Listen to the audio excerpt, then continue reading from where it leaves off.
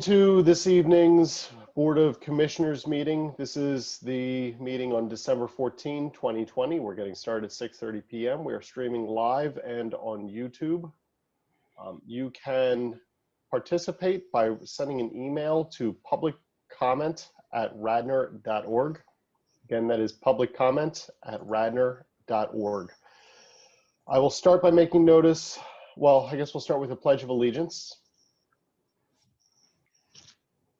I pledge allegiance to the flag of the United States of America and to the republic for which it stands, one nation, under God, indivisible, with liberty and justice for all.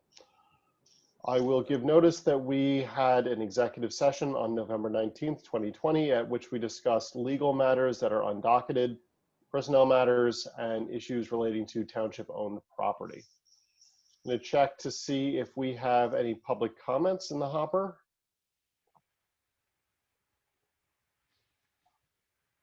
Seeing none, I will move on to the consent agenda. Are there any items that the commissioners would like to remove from the consent agenda?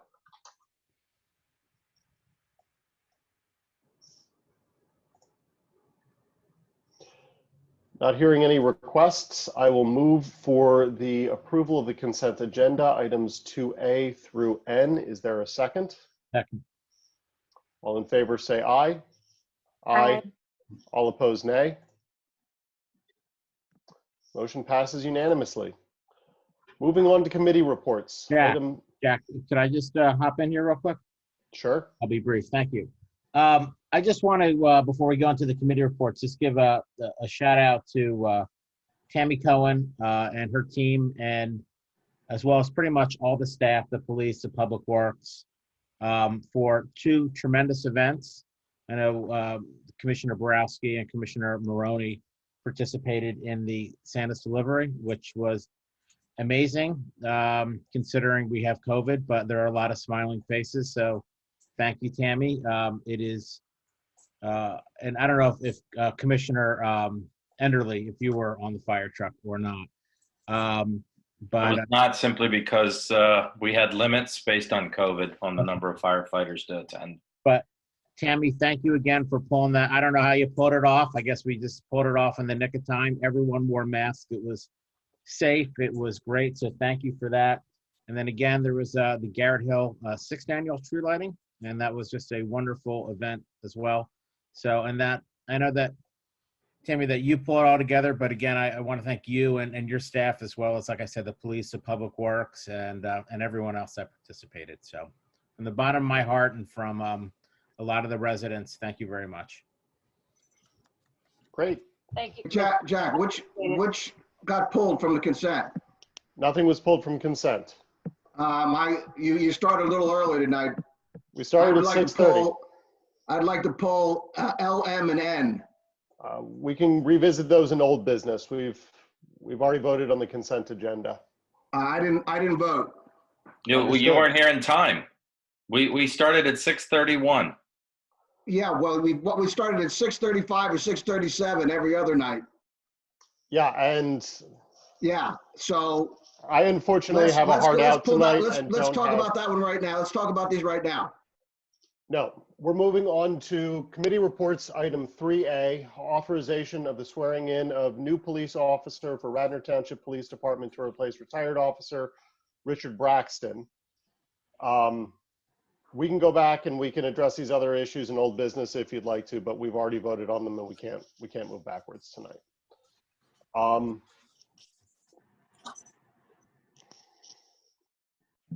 It was 6-1. I did not vote for that consent agenda.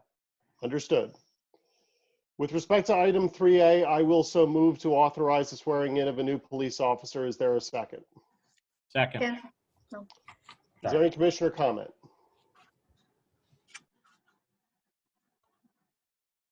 Is there any staff comment? Could I, I was just going to say, Chief Flanagan, do you want to just give us a little background quickly on the new officer? But you have to take yourself off mute. Sir. I'm having a little mouse problem here. I apologize. Commissioners, we bring before you one of the people we have moving forward to request permission to hire. They've passed their medical and psychological, the final step in an exhausting process to become a Radnor Township police officer. I'd like to present to you the name of Richard Braxton. And before everybody tries to guess, yes, it is a family name here in Wayne. Somebody who wanted to come back to Wayne recently and loves this community and wants to come back home and work. Grew up in the Wayne section of Chester County. His grandfather of note was the past police chief of the Easttown Township Police Department. Their family operates Braxton Animal Works right here in Wayne. He attended the military high school in South Carolina and attended the Citadel for his political science degree. He is an enlisted South Carolina Army National Guard as an infantry.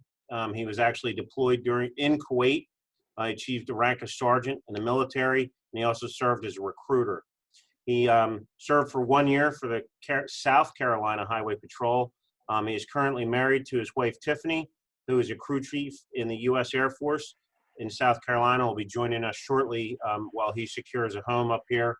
And he was also related to past Corporal Ed Brennan, who is now retired from the police department.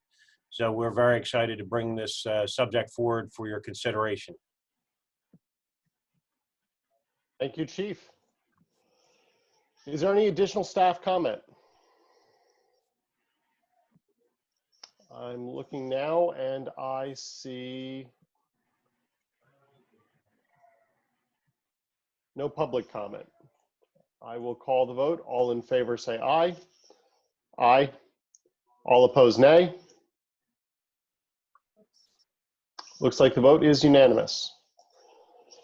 Moving on to item 3B, waiver of section 245-22 spot A of the Stormwater Management Ordinance 420 St. David's Road. Steve Norsini, could you tell us about this? Yes, sir. So at 420 St. David's Road, they're proposing to install a garage addition. Total new impervious is 1,095 square feet. The property has 0 inches per hour of permeability, so they cannot obtain the required seepage bed for this amount of impervious. So they are required to come to the Board of Commissioners for a waiver.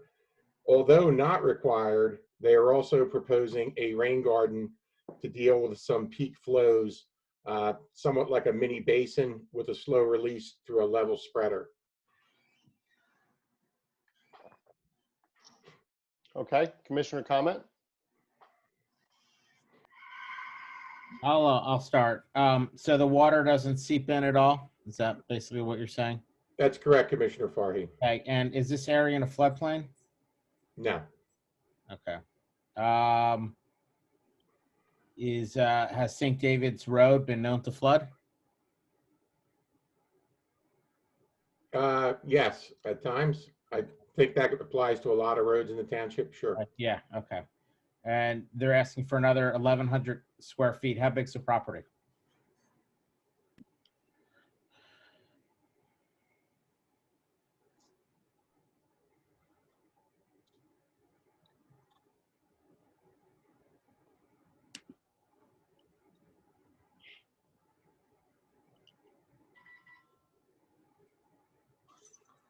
I think you're on mute, Steve. Steve, you're on Yeah, mute. Steve, you're on mute. 30,761 gross lot area, square feet. And how big would the rain garden be? Sorry to ask you this question. Well, they don't provide the square footage. They provide us what it will do. So picture a rain garden. Now, a rain garden usually allows for water quality because the water perks through the soil, but obviously that's not the case here. So what they would do, picture a hollowed area with plants and a domed riser in the middle of it. So it would store about 6 inches of water. Whatever water goes above the 6 inches goes into the domed riser and then is released slowly through a small pipe through a level spreader. All right. Just from what I hear now, we're want to put a rain garden. We don't know the size in an area that's known to flood, and there's no seepage into the soil. So, for me, that would be it's pretty hard for me to support this. So, I'll just say that. Thank you. Steve, I saw in here, either this one or the other one is in the floodplain. Is the other one that's next coming for a waiver in the floodplain? I don't believe so. Let me pull it up. I saw in one of these letters, if not both of them, that they were in the floodplain. So the one has very wet soils because it's near the stream, but I don't believe it's in the floodplain. Now, I'm not seeing that, Commissioner. I thought I read that in one of the letters, but again, we continue to whine about our flooding problems and to expend taxpayer dollars for flooding, and yet we continue to have people, and it's granted by this board, these waivers. The flooding only gets worse with every one of these waivers. We should not allow people selectively to avoid having to put in the stormwater requirements and expend the money.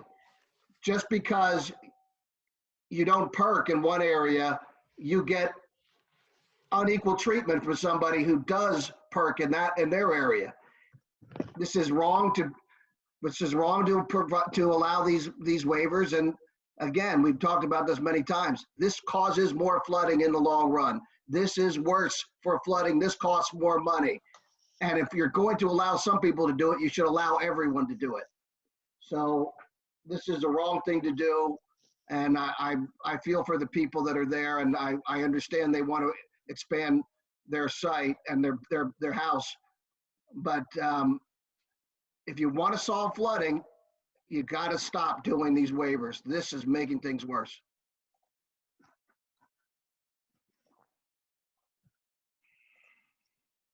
Is there any additional commissioner comment?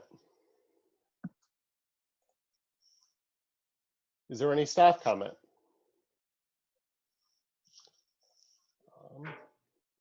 I'm checking for public comments, and I've seen. I would ask for additional staff comment from you, Mr. Norsini.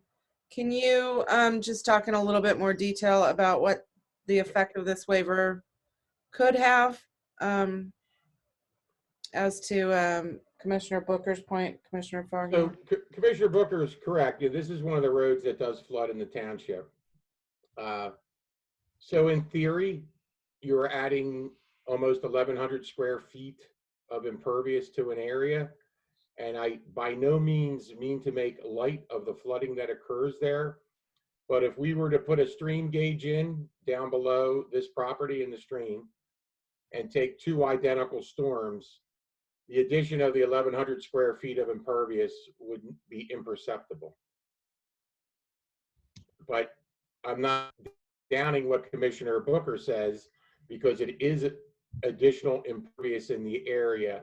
But when you look at the size of this compared to the drainage area, it would be imperceptible. The concern is, so our stormwater management ordinance deals with larger projects, and that means you're over 1,500 square feet, and there's several pieces to that stormwater management. When you're under 1,500 square feet, there's just one piece, and that's where you basically excavate a trench, you fill it with stone, and the water infiltrates. In this case, they are unable to do so. Although not required, they are offering to install the rain garden to provide rate control. So the ordinance says if you can't infiltrate, you must go to the Board of Commissioners to request a waiver. It does not require you to come up with an alternate solution. In this case, these folks have. And so the reason the ordinance has this in it is there has to be some relief for folks that purchase a home, and I'll let Mr. Grimm expand on that. There has to be relief from the ordinance if you purchase a property that has bad soil. And I believe that's the reason for this item being in the stormwater management ordinance. Steve, am I correct? This is the house that sits at the intersection of Orchard Way and St. David's Road on the hill, opposite or catty corner from what I call the old Spengler property. Is that correct? Let me pull it up on a little bigger screen here. Based on the map that I've seen, I believe I'm correct. If that's the case, this house sits on a hill. And I would be much more worried about this if it were farther down in the floodplain on St. David's Avenue. So you're correct. It's the corner of St. David's and Meadowbrook. Oh, St. David's in Meadowbrook, not St. David's in Orchard Way. That is correct. Yes, St. David's and Meadowbrook. Point is, it says it's St. David's and Meadowbrook run downstream. parallel. St. David's and parallel run. Meadowbrook Circle comes in. Meadowbrook. I'm sorry, you're correct. It's Orchard Way. My Okay. mistake. Understood. That's the issue. It sends the water down to the flooding areas, adding this impervious. And this is not the first waiver. We've done 100 since I've been on the Board of Commissioners. We can't say we want to solve stormwater and then allow stormwater problems. We should give this benefit to everyone who doesn't want to put in stormwater requirements. Yeah, yeah. Unless you know how big this rain garden is, it could be, a 2x2 square foot area. I mean, I think that this board deserves more information. Number one, and to your point, Mr. Norsini, it is minimal, but everything that we do, 1,000 square foot here, 1,000 square foot there, it adds up. So, I mean, this is what we need to talk about when, next year, if we have to raise stormwater fees, that's one thing. Or if we want to float a bond and spend millions of dollars for another stormwater project. This is why we have those issues. This is why we have flooding issues. This is why we need an all-terrain vehicle to start pulling some of these people out of here.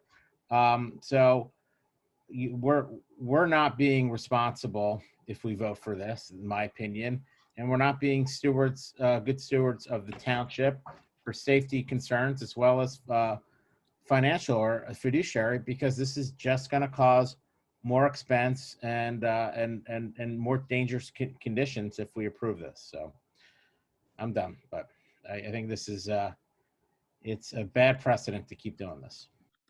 Just to add to what Commissioner Farhi said, again, and it's solely up to the board, but this particular resident has proposed the rain garden to deal with the peak runoff and provide some water quality. So they're not required to do that, but they have noted that that's what they wish to do. And that's just for you folks, the board, to consider. Yeah, we can't use these waiver requests as a stealth opportunity to prohibit building in certain parts of the township. It's not good for the township as a whole. It's not good for the individual who owns the property. And I'm not actually 100% convinced that it's legal. I don't think that we're allowed to just say we will not grant waivers as a blanket rule. That being said, I would totally support, I see the problem here. I don't think that anybody's wrong when they say that we're exacerbating an existing issue by granting these waivers in the aggregate over time.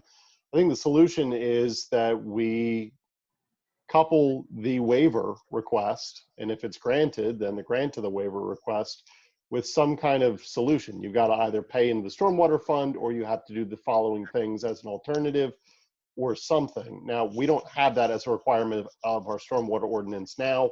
We're bringing in an expert next year to help us reevaluate the stormwater ordinance, but this is what we've got in front of us right now. And like I say, we cannot, on the face of the ordinance that we have, just deny these requests out of hand because we just feel like it. It's Not because unfair. I just feel like it, it's because it exacerbates existing substandard conditions. But that's true of every single waiver. What you would be saying is that we would never grant a waiver, and that's not appropriate. Well, then we should grant every waiver. We should grant everyone. We should take this out. And so Steve has said we have to have this requirement in, but yet everybody who comes to us with a waiver, we grant the waiver. So Commissioner Booker, what Commissioner Larkin noted is a very plausible method of dealing with these incremental increases that you and Commissioner Farhi have brought up. So it's not in our current ordinance, but this would definitely be a way to, whereas these folks have voluntarily decided to do some type of stormwater management to deal with peak flows, but you'll see on the next one that's not the case. So Commissioner Larkin's idea would be a way to either require them to do an alternate method, some type of stormwater management to go along with the waiver, or again, to pay into the fund. And in that way, you will deal with these incremental increases. And you're correct, Commissioner Booker, over time, 500 square feet, 1,000 square feet, you know, it does add up. There's no doubt. It just seems to me, it's like if you buy a property, you would, you know, if this was a zoning issue, it's like, hey, you can buy a property and that variance you automatically get. Yeah, it's just basically we're just giving variances without really, like, why does any of the backstory, we're giving variances without really, you know, why does any of this, the backstory matter? We just hand them out. So, and I know it's not anything against you, you know, I mean, Steve, you come to us with the bad news, but, you know, from what I hear now is if this is revocable, this rule or ordinance is revocable, it should be, because we should not be handing them out like this. Mr. Grimm, do you have any comments? I asked John about this several months ago, and I wanted to understand the legal requirement. Jack just said that his view is that it's not permissible to simply deny a waiver. If we can't deny a waiver, then why does it come before the board? I can't believe that's correct. That's not what I'm saying. I'm saying that I view it as impermissible to have a blanket policy of denying every waiver that comes to the board. The waiver itself, you have the control and discretion to provide the waiver. In this instance, what you have is a requirement that they can't meet because of soil. And as Mr. Norsini said, they can't do what's required under this, and it's under 1,500 square feet. So in that case, there has to be a method to be able to grant them relief under this, as in the stormwater. So the relief is in this waiver. It's up to you to give it, but I think what you need to do is rely on your expert to say, is this going to be a problem? Should this be accepted? And I think what Mr. Norsini is saying is that it's small enough that it's not going to matter if it's there or not. I understand what you're all saying, and we can all say that if we add, 100 of these, yes, it's going to matter. But this one in particular is not going to. So in that case, is this the one that you stop it or not? I don't think in this case it's these individuals' fault that their soil is not good. This is a mechanism that's for all of these old homes. At one point, you have one of these that breaks the camel's back. There's the straw that breaks the camel's back. And I'm not talking about a blanket policy of not granting waivers. What I'm saying is that we don't need to grant this waiver or any other one. And we shouldn't grant this. And I understand that. I think that if you think, or the board feels that you don't like the method here, you need to change the ordinance. That's the method that you do, but you don't take it out on the individual that's coming in, at this point for this one. Mr. Grimm, I disagree. We're not taking it out on this individual, but this individual could cause, massive flooding and dangerous conditions for everybody else. So, we're not targeting this individual who wants the waiver. I guess the same argument could be said that that individual is targeting the community in which you have the excess runoff. So I just don't see it that as a fair analogy. All right, that's up for the board to decide, not for me. I was asked a question of why.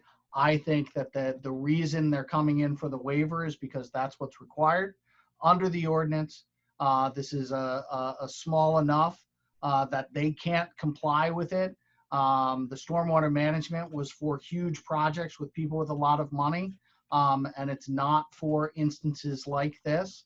But it's up for you to decide, and it's a decision that the board's going to have to make. Steve, can I ask, is this a single family home and they're doing an addition on their property? Correct. That's the underlying project, is that they're expanding the size of the house? It's a garage. It's a garage. Okay. There An is additional driveway? Sorry, go ahead, Damien. there is not an existing garage there. There probably was at one time prior to 1980, but there is not one there now. So if you pulled in the driveway as it sits today, the driveway just stops. This is proposing to install a garage at the end of the driveway, a detached garage. And behind that would be the rain garden with the slow release rate control. And in your opinion with that, does the rain garden provide enough mitigation for sort of the equivalent to what we're waiving? So there are two different methods. What would be required is for lack of a better term, a stone-filled pit, which infiltrates the first inch of rainwater off the new impervious. What's being proposed is rate control to try to deal with the peak flows. Both systems have limits. Again, and none of the commissioners are wrong in the fact that everybody's opinion is correct on a lot of things. Incrementally, over time, hundreds and thousands of these little projects do add to impervious. This is a flooding area, but in a flood, what our consultants have told us is the worst storm that we get, not the worst storm, but the most frequent severe storms, a 10-year, 1-hour event. When we get those flooding waters, like I said, if we were to set up a gauge in the stream below this project, and we had the same exact storm, which pretty tough to happen, but we had the same exact storm. We had the garage and we didn't have the garage. That wouldn't be noted on that gauge. But in theory, yes, this is increased impervious. Does it increase the impervious? Does it increase runoff? Absolutely. But in the scheme of things, if that rain gauge was in the creek down below, this specific 1,070 some square feet would not really be noticeable in there. But in theory, as Commissioner Booker said, it does increase runoff. There's no doubt. I think these folks have provided an option, which is about one of the better things they can do. They can't infiltrate, so they're saying we'll take care of rate control. So that is not required of them, and you'll see on the next one they are not offering that. So I think the board should take that into consideration. That these folks have done that. Okay, is there any additional commissioner comment? Is there any additional staff comment? I see no public comment, so I will call the vote once I get back to the right screen. And I can see you all. Here I am. All in favor, say aye. Aye. Aye. All opposed, say Nay, okay. All opposed, say nay. Nay. nay. Motion passes 4-3. Moving on to item 3C, waiver of section 245-22 spot A of the Stormwater Management Ordinance, 780 Fawn Hill Road. Steve, can you tell us a bit about this project and how it differs from the 420 St. David's Road project, if at all? Yeah, it does differ considerably. So again, the soil tests failed. These folks are requesting to replace an existing deck with a new deck. So they're removing the old and installing the new. So the floodplain runs right through the limit of the 100-year floodplain. I think this is what Commissioner Booker was talking about, runs right through the house, and the deck is off of that, right? So in this case, these folks are removing 637 square feet of decking, of existing deck, and they're adding 582 square feet of new deck. So the way our ordinance reads, you get no credit for the removal. So anything you do, even if you were to replace it square foot for square foot, you're required to, based on the square footage, address the stormwater management requirement. So there is an impervious removal of 637 square feet. Area of added impervious is 582 square feet. So it's pretty much a swap. But again, our ordinance does not recognize that. So they have to make they have to follow the ordinance for this new deck. So since so much of their lot is in floodplain, they can't get any perk whatsoever. There's the house, there's the pool. So they can't perk whatsoever. And they are not offering to do any other stormwater management. They're just following the ordinance saying we can't perk and we are here to ask for a waiver. So in the big scheme of things, and actually I appreciate that we're starting to look at these things like this. So if we want to talk big picture, they're not offering anything. They're not saying we'd like to do this or we would try to do this. The reality of it is they're actually reducing the footprint of their impervious by, you know, some 50 odd square feet. So that's one thing to take in consideration. But I don't think, and along to what Commissioner Larkin said, I think this might be an appropriate area where we say, understanding that you can't meet the ordinance, that doesn't mean you shouldn't try.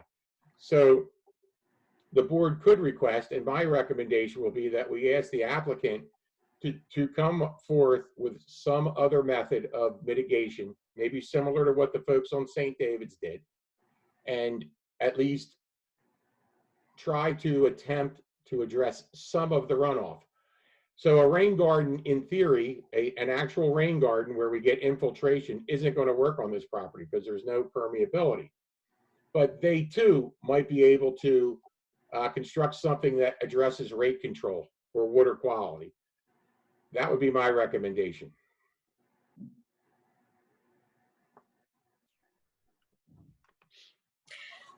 So I'm glad we're going to be looking at the stormwater ordinance. You know, definitely I think we need to incorporate something that gives people credit when they are reducing impervious surface. I heard that a lot. I heard that from a lot of people. And I think that that would be something worthwhile to incorporate into the ordinance. So I'm hoping that that will be something that we definitely consider moving forward. This property I know backs up to a creek. You know, I would agree with Mr. Norsini. You know, usually when we do approve these waivers, there is some sort of mitigation. I think we have in the past gone back and asked people to try to come up with something which would improve mitigation or improve the stormwater management on the property. And I think that would be appropriate to ask in this case, even though they are reducing the impervious on the property. So could we table this and ask them to go back and look at it and see if there's something they can do to do that?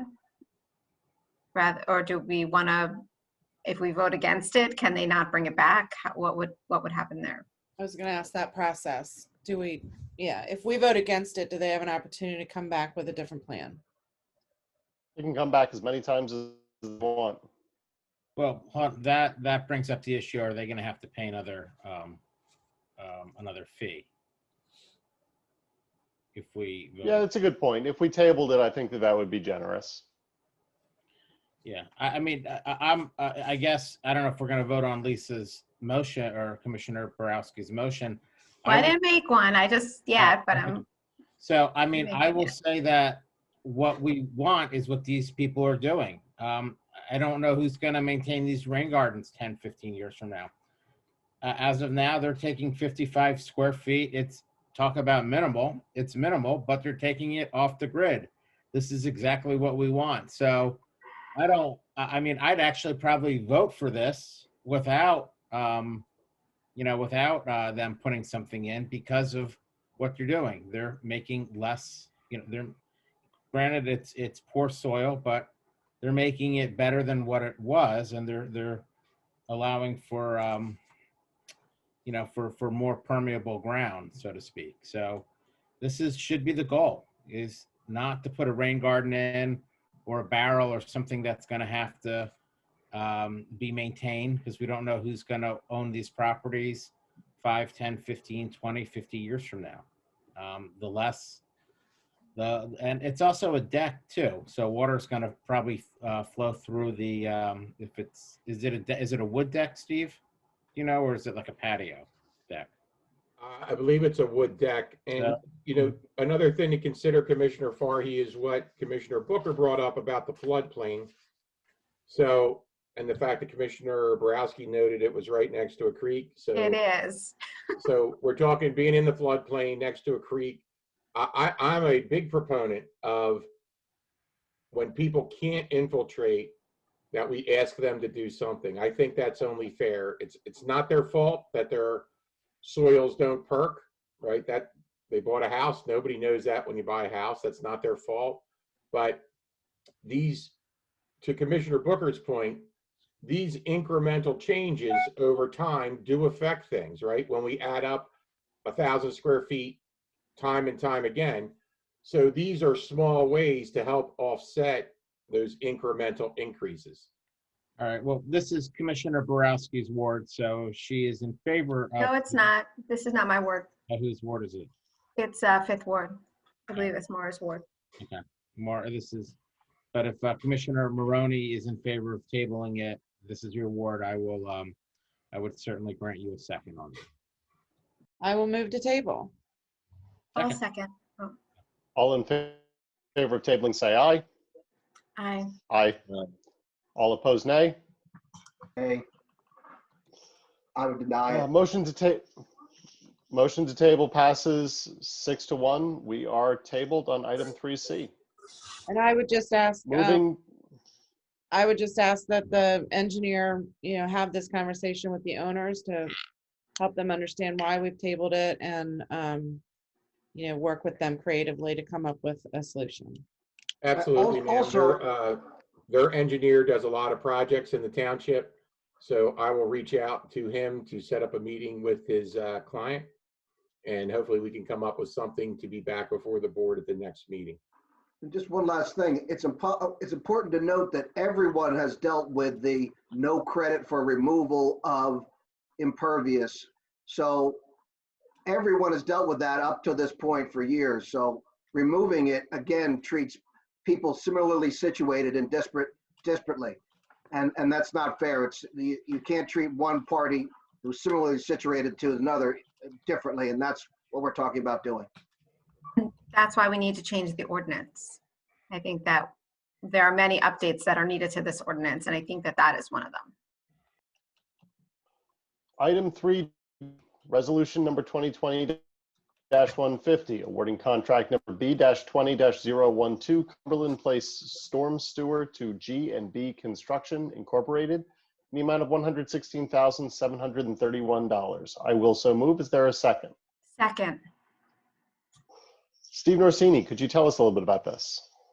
So Commissioner, the Board of Commissioners authorized this project on October 5th to go to bid. Past life. And so what we have is there's a lot of overland flow that comes down from behind Arbor Place, from the homes on Arbor Place, and some from the golf course, and they all come through at 102 Cumberland Place. And there is storm sewer there. There's township storm sewer there. That gets overwhelmed. And eventually, if that storm sewer runs under Cumberland Place and all the way down to Ithan Creek. So the purpose of this project is to increase the pipe size to capture up to that storm I mentioned, the 10-year 1-hour event, which we find is our most frequent heavy storm, to capture it and convey it so that it does not flood these folks out, which it has been doing for many years. So we went to sealed bid. As you can see, it is always in the township's favor when we get a lot of bidders. We have a great spread. G&B Construction, and the commissioners may recall that name, they were awarded the Hartford Trail bid. So they have been vetted and they were vetted again. Their base price is $116,731. So this would be paid for from the Stormwater Fund. There are funds for this project. It came in under budget. And we are respectfully requesting award of this project to G&B Construction in the amount of $116,731. And again, this is to be paid from the Stormwater Fund. Is there any commission comment? Thank you, Steve. Is there any additional staff comment?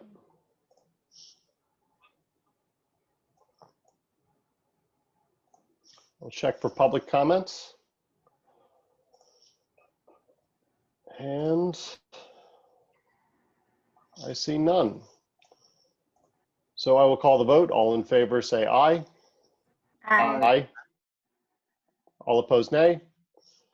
Motion passes unanimously. Can I just ask one question? Item 3. Oh, do you mind if I ask one question? Steve, how quickly will this project start? So it won't most likely start until sometime in January, and that's somewhat of a precarious time to start. So it's not a big project, it's relatively small. So completion, realistic completion will be this spring. Okay, thank you very much. And thank you for your work in getting this before us. I appreciate it. Thank you. Item 3E, resolution number 2020-138, authorizing payment to Aqua for the relocation of a fire hydrant as part of the King of Prussia Road, Eagle Road, Pine Tree Road intersection improvement project in the amount of $10,900. I will so move. Is there a second? Second. Steve, could you tell us this? Yes, sir. So commissioners, you may recall the Cabrini Eastern Radnor Township Partnership for the improvements to the Pine Tree, Eagle Road, and King of Prussia Road intersection.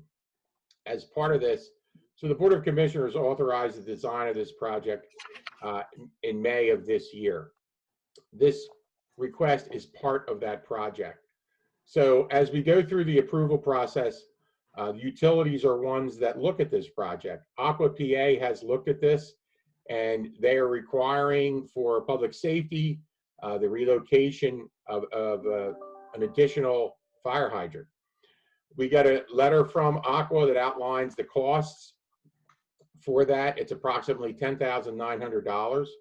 That cost will be split 3 ways between Radnor Township, Cabrini University, and Eastern University. And that will be part of the project costs. So, oh, I'm sorry. And lastly, this is funded by the GOB bond, this project. Excellent. Is there any additional commissioner comment? Is there any commissioner comment? Yeah, I'm against this. I've voted against this project every time. This is going to increase traffic on King of Prussia Road.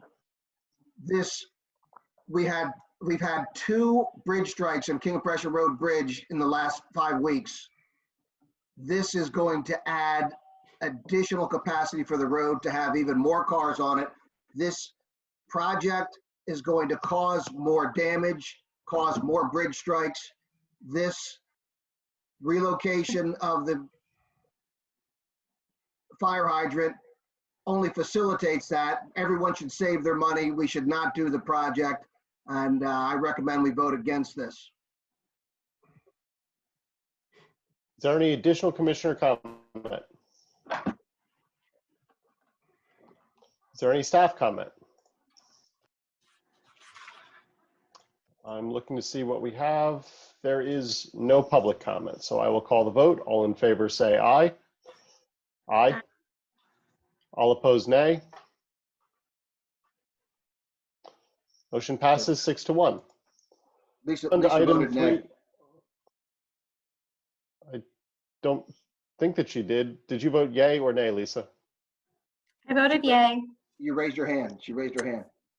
No, I raised it for yay. Maybe I raised it inadvertently for nay. I'm sorry. It's hard to Yeah, confuse the issue. Item 3F, ordinance number 2020-25, introduction, repealing chapter 260, taxation, article 1, amusement tax, sections 260-1 through 260-17. I will so move. Is there a second?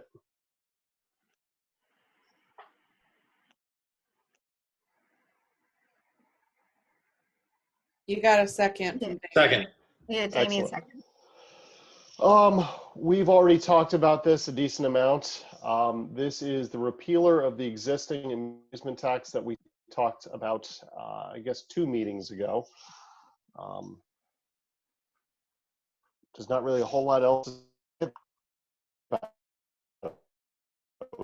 it. Have Looks like you're freezing up a bit, Jack. amusement tax on the books. We will be repealing it now. You see me? Trying Jack? again. Can you guys see me? Yeah. We can see it, Jack. We were having trouble with your audio. Yes. Got it. Is this better? Yeah. Yes, it is. Got it. Is there any commissioner comment on this? Thank you all. Can you start from the beginning of what you were saying because you froze up entirely? Sure. We discussed the amusement tax at some length 2 meetings back. We have an existing amusement tax on the books, which provides for tax on any amusements in the township. The tax is 10%. It has been enforced unevenly heretofore. The board's will at the meeting that we discussed this at previously was to revoke and repeal the existing tax and replace it with nothing. So this is that repealer. Okay. Is there any commissioner comment on this? I'll be real brief. I think no one likes taxes. No one likes fees. In this case, this should be repealed and replaced for a bunch of reasons. But every year we are in an unsustainable situation when it comes to the money that comes in and the money that goes out. And we have one big institution which fails to see that, and which I believe costs the township money, and they're not good neighbors. They there's a professional sports team in Radnor. It's the Villanova basketball team. They brand Miller Lite kiosks and at the supermarket. They pay their coach millions of dollars a year. It's a professional sports team, and the township is losing money on this, and the taxpayers get, the burden gets put onto the taxpayers. So this should be repealed. That's fine, but it should be replaced with something. Thank you. Is there any additional commissioner comment? I agree with Commissioner Fari. And Commissioner Larkin has said that the last meeting, we have a deficit in our budget this year. We have a shortfall. We have reduced tax revenues.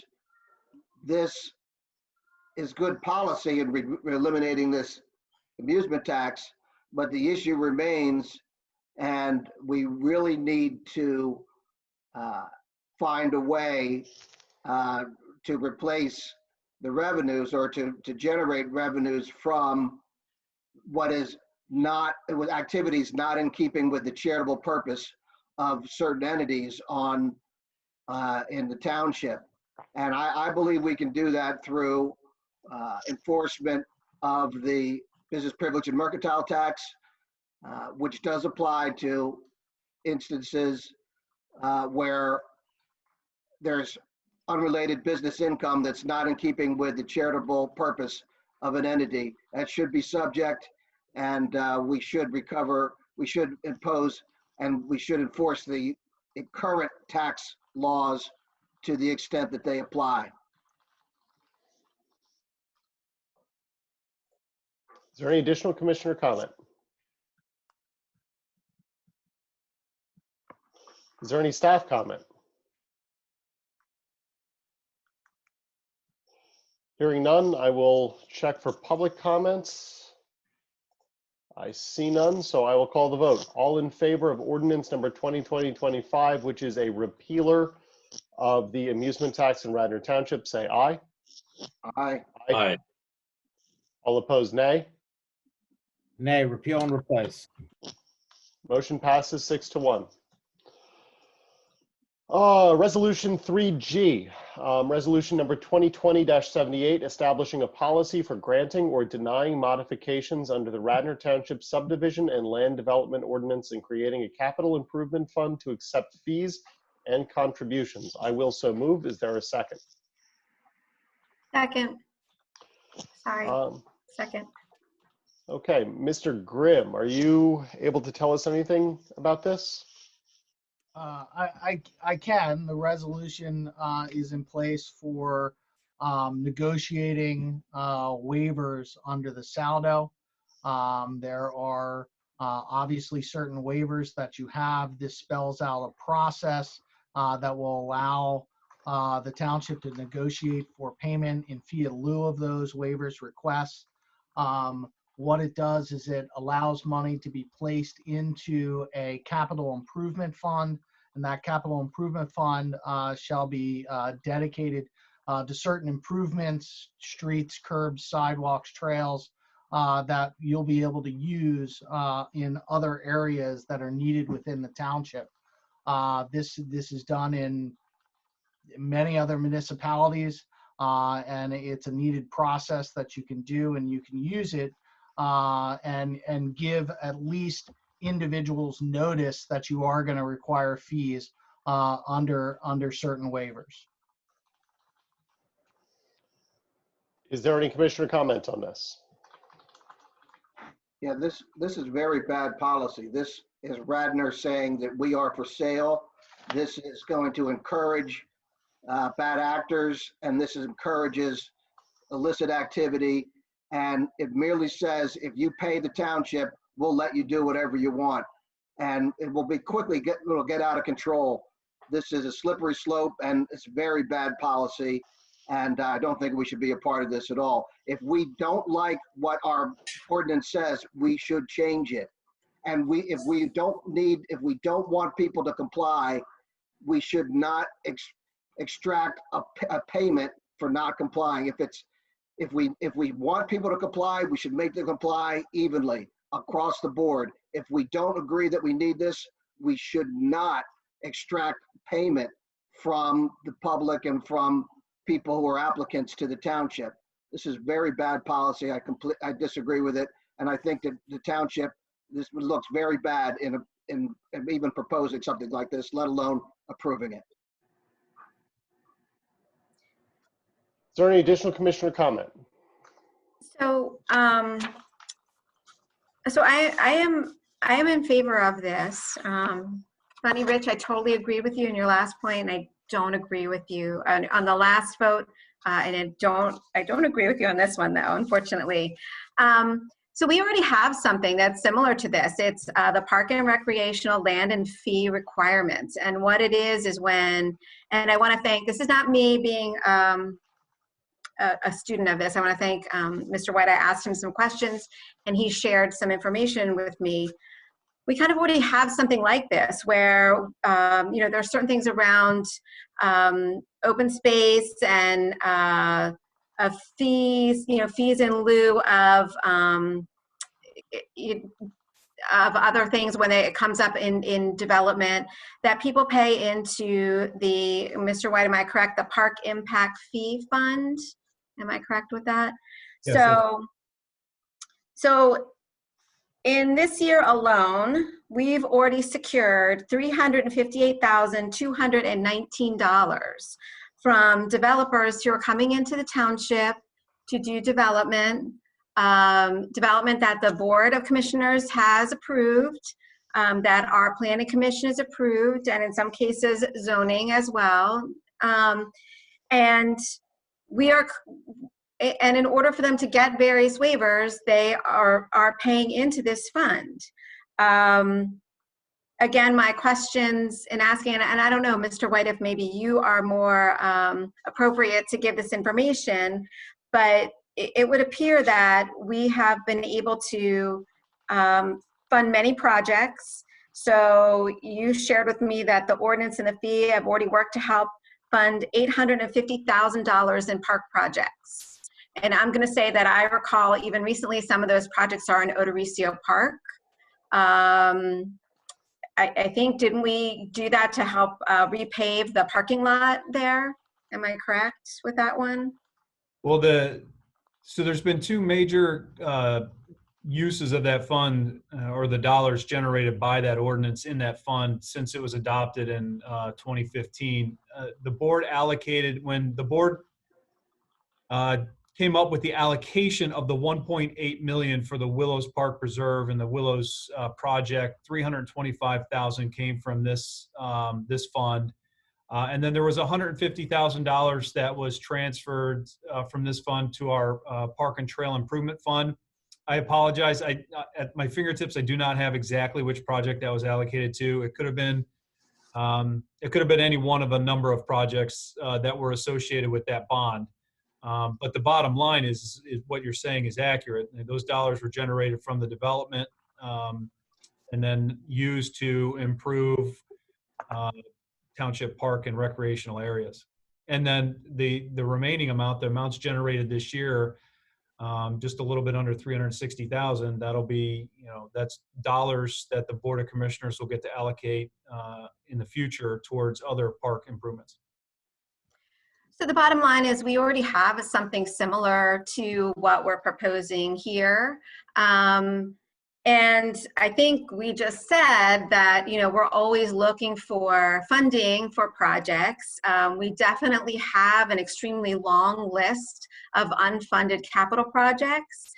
Certainly not every project, I think, on that list would fit into being used for this fund, but certainly that would be for the Board of Commissioners to decide.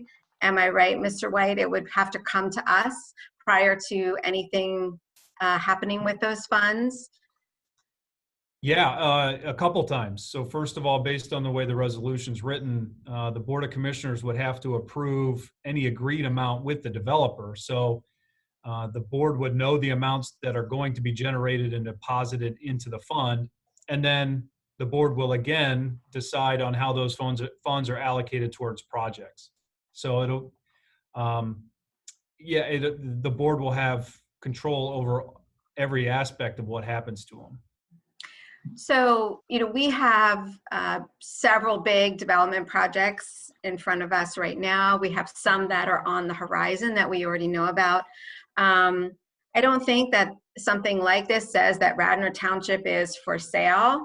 I think that people know that Radnor Township, when you come in here, that you need to go through a pretty rigorous process, whether it's before planning, whether it's before the zoning hearing board, whether it's before us finally.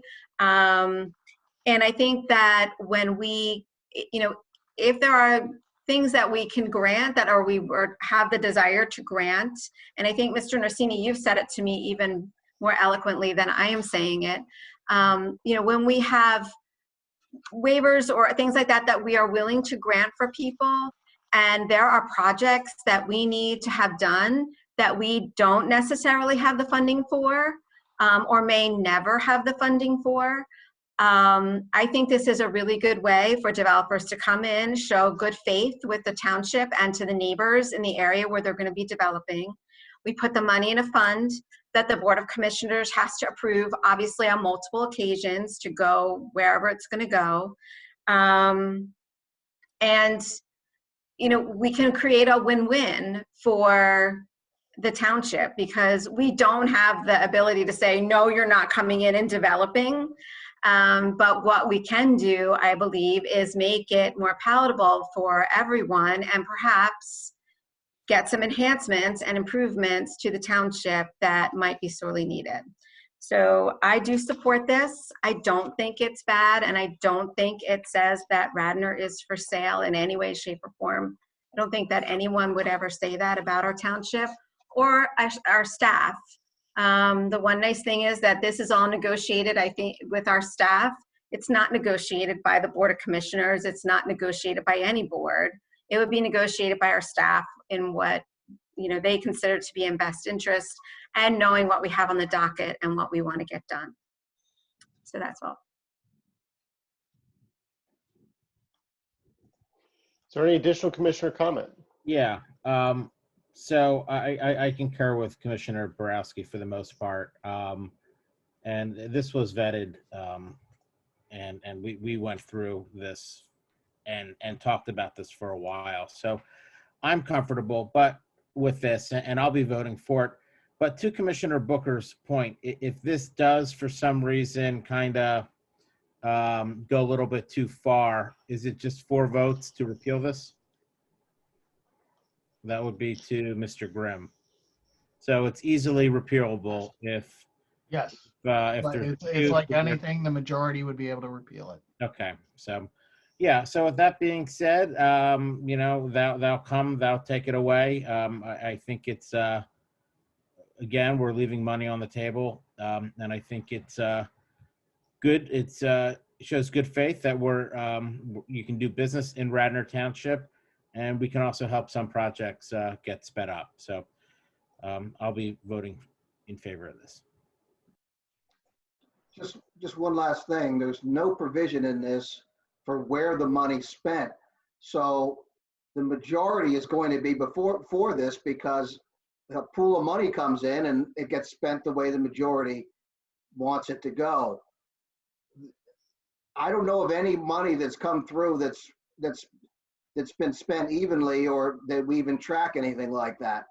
So again, this is such bad policy. This is rife. This is just so set up to be abused and to be taken as Radnor's for sale. I could not be more against this. I think it's such bad policy, and we're all going to regret that this is in our township. And if you're going to have it, you should say, well, it should be spent evenly around the township, because there's no provision for anything like that. But Rich, if we said that about everything, we would never get anything done. I mean, for instance, the most recent bond, if you look at the most recent bond we approved, there were no projects in there for Ward 4 or for Ward 5. But the Ward 5 and the Ward 4 commissioners all voted for that because they were worthy projects across the township. At some point, we have to stop saying we are ward-centric and that we are a township, and that when we do things in one ward, it ends up benefiting other wards. So I don't want to argue with you on that fact, but I do believe that you can't always divvy it up, because sometimes the need is greater somewhere else or more emergent. And I think that is what we need to look to staff to help advise us on, and then go from there. There's significant projects in the prior bonds in 15 and 16 for the other wards and all over the township. So then it evens out. Well, it doesn't even out. But Or rather wandering from the point. If we're going to have Is there any additional comment specific to this particular resolution? Yeah, Jack, just two quick comments. One, Odoricio Park has not been resurfaced. If somebody wants to fund that and get that into the next, bring a resolution, I'd be happy to vote for it. Second point is, I'm going to vote against this as well. I think I'd like to know what waivers will be granted across the board, and would like to see those just removed from the books. I don't know that we need to be charging developers if we know offhand that, for instance, we don't need plans in a certain size. I mean, there's no reason to charge the developer. They don't want to provide them. We don't want them, so just get it off the books. Agreed. If I could just, for all the commissioners, if I'm overstepping, please let me know. But part of this, over the years, the Board of Commissioners has approved many waivers for various parts of infrastructure on a land development project, from curbing to sidewalks to road width to street lights and things like that. So this is a way to formalize that process, and if the board if it so pleases the board, to obtain that fee in lieu of. So this goes back to the development that was done on Lancaster Avenue below Villanova. There was many waivers on that. I actually priced that out, and we could do similar for each. The board doesn't have to require the fee in lieu of, but we have granted waivers on a lot of different items, on a lot of different subdivisions that for whatever reason they were granted, but now you have an opportunity to obtain funds in lieu of those. And to be perfectly frank, most requests for a waiver on an item is not for the good of the community. It is more for the benefit of the developer as they're taking the project through. And I don't mean that in a nefarious way or in a bad way, but there may be a reason why they don't wish to build something, whether it be expense or perhaps the look. There could be a lot of things. So if a builder is requesting a waiver for them to save money on a project for no other reason than for them to reduce the cost of the project, it gives the Board of Commissioners an opportunity to get some, all, or some portion of funds from that developer for those waivers for projects, you know, as Mr. Grimm said, streets, curbs, sidewalks, trails. And I thought the second one was also a great idea, emergency services capital improvements. So I thought I would just add that for your thoughts. Excellent. So Steve, don't you think Is this there makes any it more additional- likely that the board will agree to waivers? I'm sorry, Commissioner, I didn't hear you. Don't you think it makes it more likely that the board will agree with for waivers with this set payment requirement? That would have to be answered by the board, Commissioner. I don't know. I think Is there it any will. additional staff comment? Yeah, just real quickly, I agree with what Mr. Norsini had said, and if the township is going to consider and accept waivers on projects, having a formalized policy is appreciated. It does clearly spell out exactly how that process will work, and it does make it clear that the Board of Commissioners will ultimately approve all of these, which brings some transparency to the decision making. And it is something that the township has seen work in its favor over the years here, and it's a practice that's done throughout. I mean, definitely throughout the Commonwealth and across probably most of this country as developers come in. I'm not sure there's many ordinances, SALDO ordinances out there that are written in such a way that they are waiver free, or that developers will never find a reason to ask for a waiver. So as long as that's the case, and we have an opportunity to benefit the public infrastructure of the township based on these developments, then generating these funds in that way is one less dollar we have to ask the taxpayers to pay for the same improvements.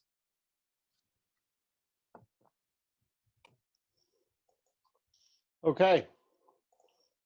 I see no public comment, so I'm going to call the vote. All in favor, say aye. Aye. Aye. All opposed, nay. Nay. Motion passes 5-2. Moving on to item 3H, discussion and direction to send OPEB financing project to CARFAC for additional review. This was my request.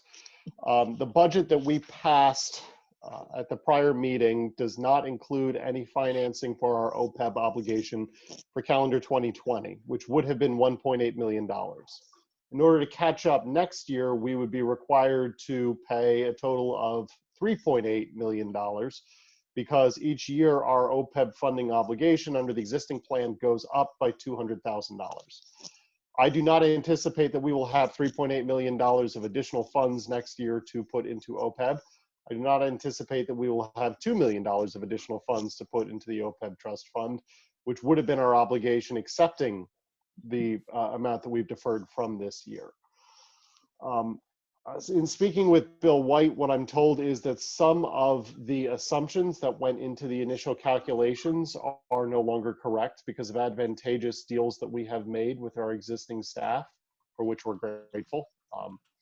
And regardless of that, we need to correct whatever it is that our plan was so that we're actually paying the dollars that we need to pay and not extra.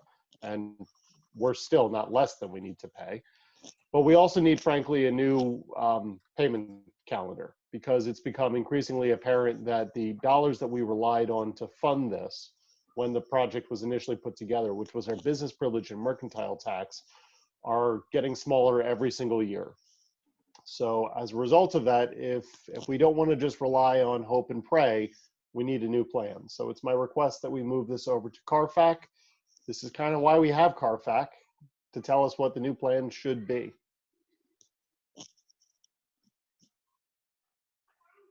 Yeah, sounds good, Jack. I'm I for it. agree with that. Okay. Just for So clarity. was there a Bill, motion to send it to Carfac? So it's not a motion, it's more of a direction to Bill to reach out, Bill and Bob Tate to reach out to CARFAC and tell them we need their help. Great, I'm in support. These OPEB benefits are not statutorily required to be funded in the same way as the pension payments, correct? Correct. Although we obviously have contractual obligations, if we just decide that we're going to wait to pay until the funds come due, those dollar figures increase over time. And at some point, the dollar figures that we're paying as they come due exceeds the amount that we would otherwise have been paying in that year into the OPEB fund. So if we just kind of sit on our hands and pay as you go, with the caveat that the numbers are no longer what we thought they were because we've gotten some concessions, the likely outcome is we're going to be feeling substantial financial pain. We can't just kind of wait around and hope that this solves itself. Probably. Well, I would say it's a very common issue, and it's every municipality has these issues, and most municipalities have these issues. They don't have enough money for pension funds, let alone for other post-employment benefits. So I don't have any objection to having CARFAC look at it. I don't think it's particularly important. We can just add one more year to the schedule, so we can just we don't have to increase it to 3.8 next year. We could just say our 1.8 is going to be in 2021, and we'll start from there. We'll just push it back 1 year. I don't see this as a major issue in light of a $7 million deficit. I think there's other more pressing items. Well, I I'm mean, perfectly happy to ask CARFAC to look at other stuff too. I do think that paying our contractual obligations is going to be important, and I'm not as optimistic as you are that we can fund the $2 million next year and just add an additional 1.8 onto the end of this, but maybe they'll tell me I'm wrong. I hope they do. Jack, I think it's important. I think that the sewer, the list goes on and on, but let's get CARFAC working on something like this with the sewer. We just keep kicking this can down the road. So it's got to stop. And I think you have the consensus to move forward with this. So I'm definitely in support. Excellent. The one additional question that I'd like to raise, and this is probably more a question for Bob and Bill than it is for the board. I'd like to put a timeline on when CARFAC gets back to us so that this doesn't just kind of languish. Is it reasonable to expect a response from them in the next 6 months, which we could then get started on our budget planning for 2022 a little bit earlier with that information in hand? Yep. Okay. Absolutely. We'll make sure that that's part of it. And Mr. Tate, when he works with the CARFAC group, they'll have that deadline. They'll know that deadline right up front. Great, thank you. Item 4, reports of standing committees of the board. Do we have any reports? I do. I have just 2 quick reports. I just wanted to report out on the Shade Tree Commission. So I don't know if everyone has seen the fall planting has happened, and the shade tree, with the help of our Township Public Works and Mr. Norsini and Trish Sherwin from Mr. Norsini's office, there are over 130 trees have been planted across the township, many in the Wayne Business District, and over at the on the school district property as well. So that has, I think, almost been completed, and they've really done a fabulous job. And we have a lot of new trees in the township. The other thing, the Shade Tree Commission has been working hard in receiving, in seeking out grants, and they recently got grants from the Pennsylvania Horticultural Society, and so we received, I think, 24 trees from them, and they'll be going after additional grants for that. I think some of those were actually planted over in Commissioner Farhi's ward. So looking to put trees up in Garrett Hill, which I think you guys need some trees over there, huh? So yeah, so Shade Tree has been working really hard on that, and I'd like to commend the staff, the commission, and again, the staff that works with them, and Mr. Hosbeck as well, our arborist. They've really done a fantastic job, and we look forward to more of their good work and contributions. And I just want to report out and give kudos to the library. They had a really successful, their Elves for the Shelves Move-a-thon, which had to be switched from its normal 5K run to, socially distanced event. But they did really well with that, and thanks to all the township residents and outside township people. They had people, I think, all the way from California who participated to support the library. So kudos to the library and the board and all of those community members who worked on this event to make it a success. Excellent. Are there any additional reports of the standing committees of the board? Hearing none, I will move to new business. We have on the agenda a motion to cancel the December 21st Board of Commissioners meeting. I will so move. Is there a second? Second. Is there any commissioner comment? Is there any staff comment? Why did we have that one on the schedule instead of, why do we have this one instead of waiting till that one? Or what? Why did we have 3 weeks in a row with meetings? The tonight's meeting and next Monday's meeting were part of the regular schedule that was adopted a year ago. With the budget adoption, we added the meeting last week. So everything just got moved up by a week. I'll ask Manager White, you don't foresee a meeting being important, required, needed, and then it's a couple of days before the Christmas holiday. I'm guessing you may be short-staffed as well, so it's definitely something that anything that's on there could probably wait to the beginning of the year. Is that fair to say? Well, absolutely. Plus, Planning Commission is scheduled for that night in the same slot, and they have a pretty full agenda. Thank you.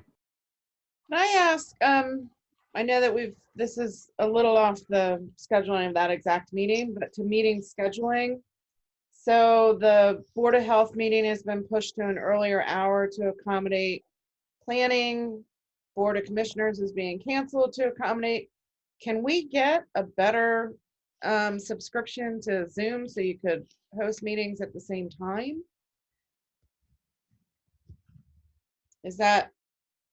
Would that help with scheduling? I think some of it comes down to the technology that you can't host a meeting simultaneously.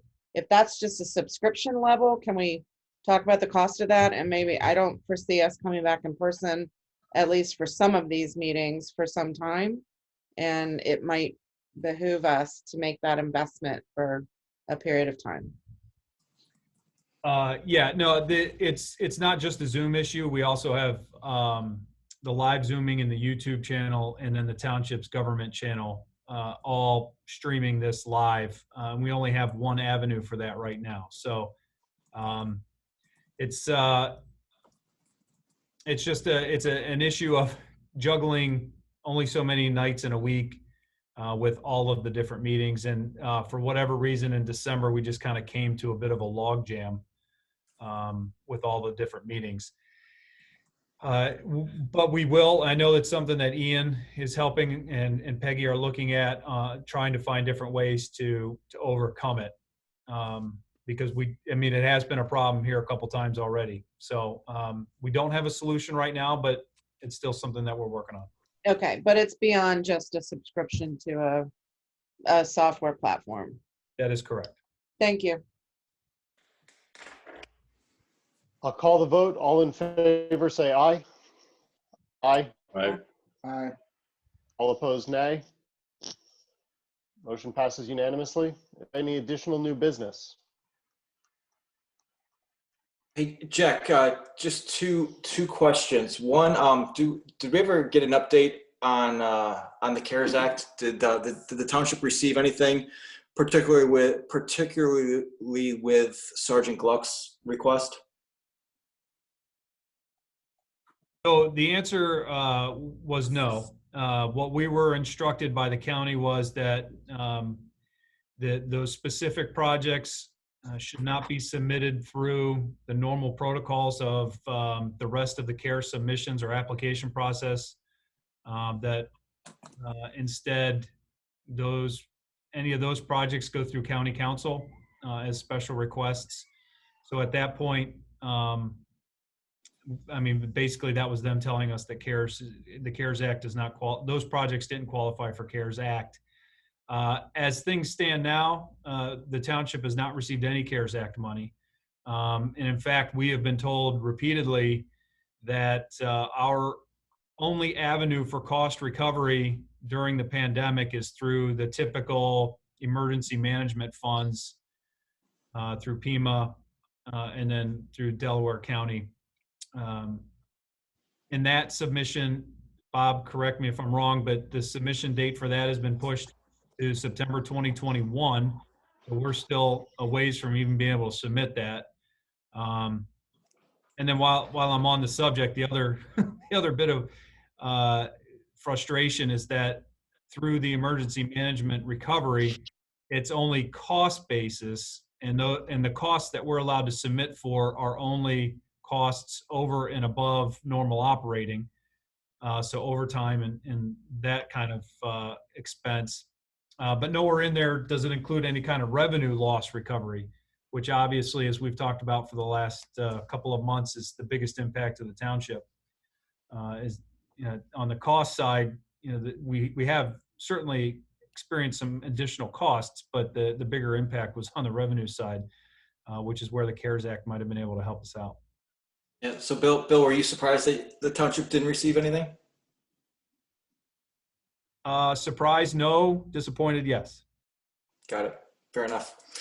And then Jack, if we are putting together a wish list for 2021, can we add looking to bring in a city planner to talk about the what the look of the township, the downtown area needs to look like going forward if retail is not going to be the same and we continue to see stores go dark? Commissioner Larkin had to step away, so I guess we could consider that. I don't know, Mr. White, Mr. Tate. I don't know what that would also impact the budget. Would we need to do this? Something I would think something like that in conjunction with the comprehensive plan that we already have. I don't know. Yeah, ideally that discussion's held at the same or had at the same time that you're doing an ordinance review in the comp plan and the zoning, and you do it all together. The timing's right. We are behind in updating the comp plan and the various ordinances. We talked earlier about the stormwater ordinance being updated. So, and then just given the economic situation there, it does seem to be a bit of a transitional time business-wise based on what's going on. So if there was ever an opportunity to have that discussion, and this is just my thought, is that it's better to have those discussions when there's availability versus when all the storefronts are full. I guess it's a little bit harder to have the discussion then. So the timing Yeah. might be hard. Well, hopefully we have that earlier in the year, and this time next year, I'm not hearing the same thing. That we should have thought about this and done it earlier in the year, and we'll look at doing it down the road. Is this an additional cost to bring in somebody that we should have thought about during our budget conversations? What would that look like? And didn't you guys put forth the idea of looking at all our ordinances as one of the things that we did not fund in the budget? Yeah, and I'm sorry that Kevin jumped off now. But the cost proposal for hiring just on the ordinances. Now, this isn't a city planner. This isn't an economic development type of just ordinance reviews. We were looking at several hundreds of thousands of dollars. So that for 2 years now has been something that hasn't really made it to the top of the list. So, And it was, sorry, Bill, go ahead.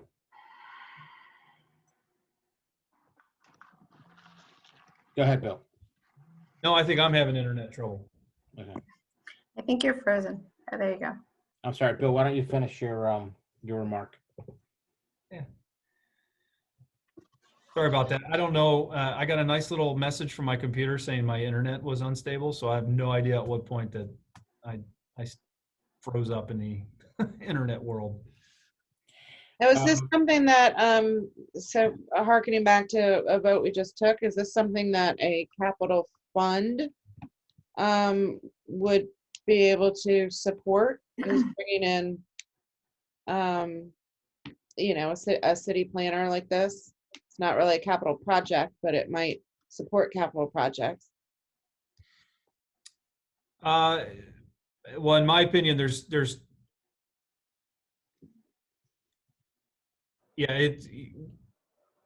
you don't really want to use capital dollars to pay for ongoing operational type expenses. If it was a limited engagement or a very specific engagement that had a start and an end and was geared towards, capital improvements, then absolutely, you could use that for that cost, or use capital funding to fund that cost.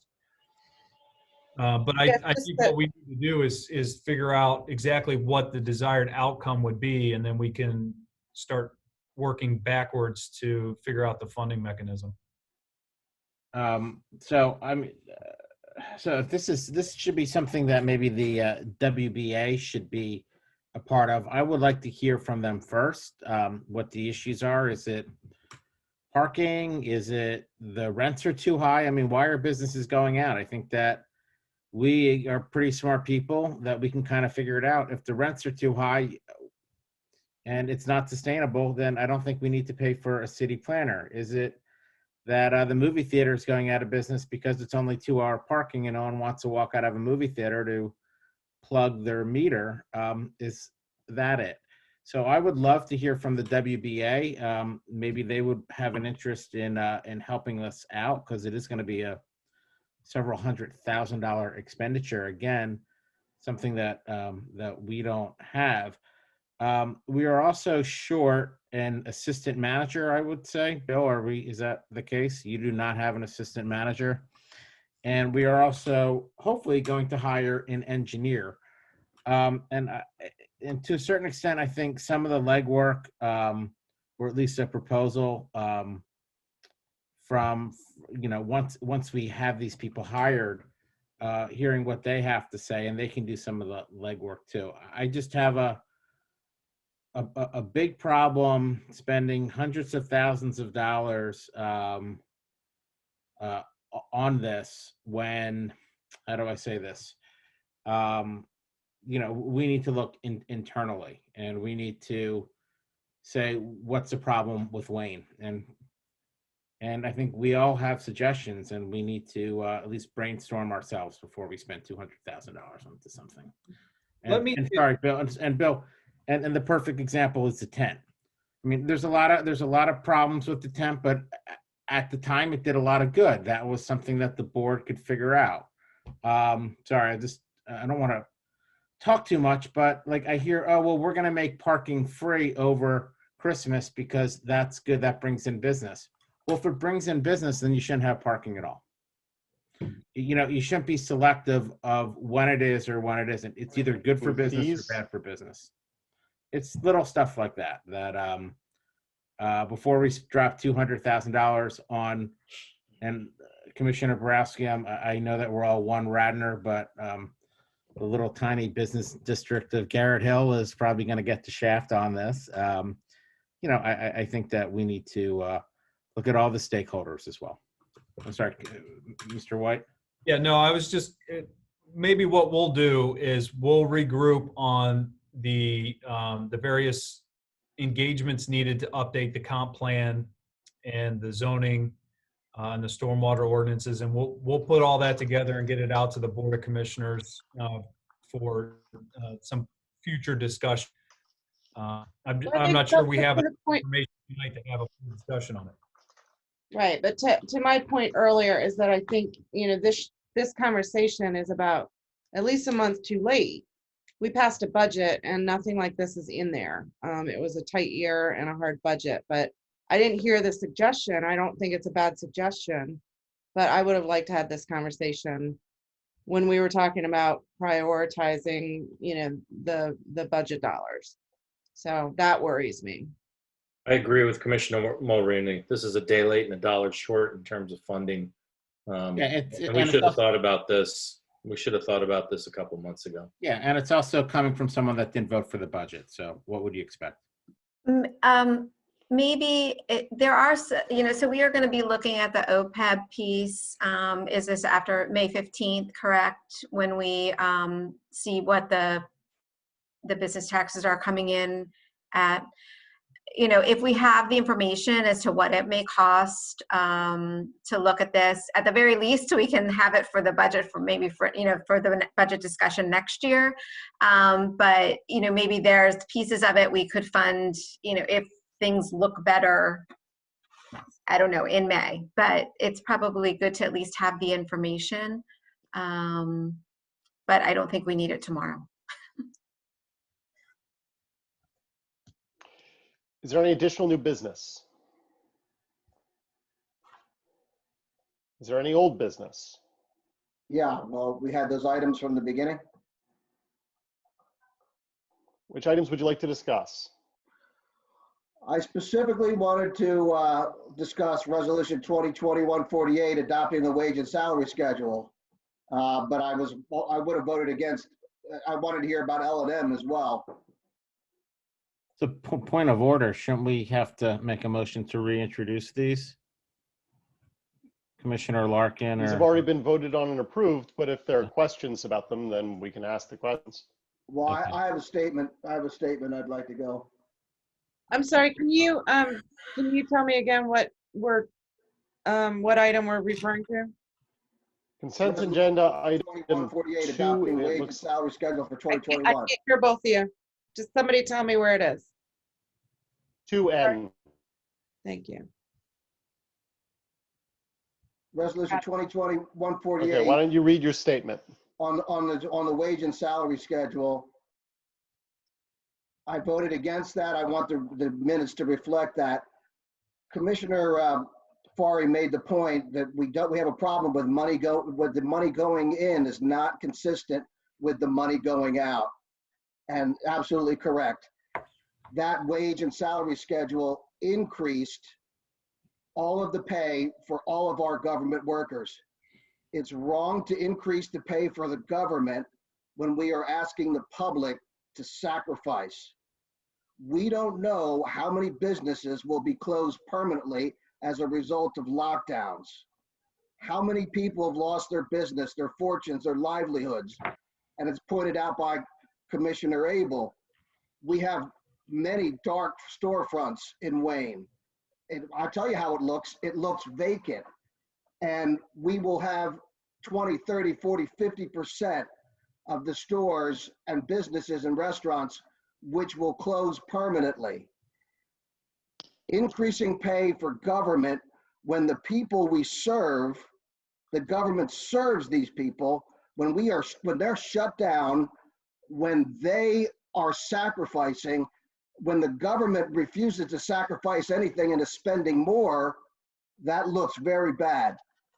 That kind of hypocrisy in government is unacceptable to the people.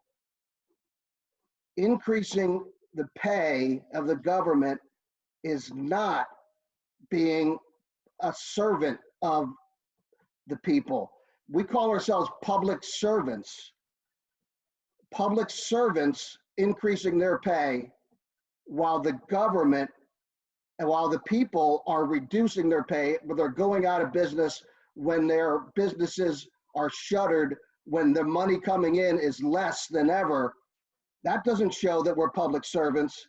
That shows that the government is subjugating the people and subjugating the public, and it's wrong. This will not be taken lightly by the public. People all over are talking to me and in the media, expressing their absolute displeasure. And we are not seeing, we're not hearing the people. We're not hearing what our constituents are saying. We are not empathizing with those who we have asked to sacrifice. And this government should sacrifice and not increase its pay, not increase its salaries until we are back without restrictions for all business. And Commissioner Abel's point was absolutely correct. We do need to have somebody come in and talk about what we're going to do with Wayne, because as we can see, these lockdowns are deadly to business. These lockdowns are very, very harmful to the economic well-being and the pay of so many people and of so many businesses. And our refusal as a government to address anything except for we attack Surrey services, this is a result of increasingly authoritarian actions. We are directing the public and enforcing lockdowns, but we refuse as a government to make any type of sacrifices. And it's the Democrat majority in this authoritarian actions that are becoming more and more apparent. I would not have voted against that. I would not have voted for that wage salary, would not vote for hiring new people. We should sacrifice just like we're asking the public to sacrifice. I'm not sure that you're asking any of us to sacrifice, but that notwithstanding, thank you for your statement. I see no additional public participation, so I will move to adjourn. I have not had a pay increase in 7 years. So moved. I'm not complaining Is there about a it. second on the I'm motion not to complaining about adjourn? it. All in Second. favor, say aye. Aye. Aye. All opposed, nay. Thank you all.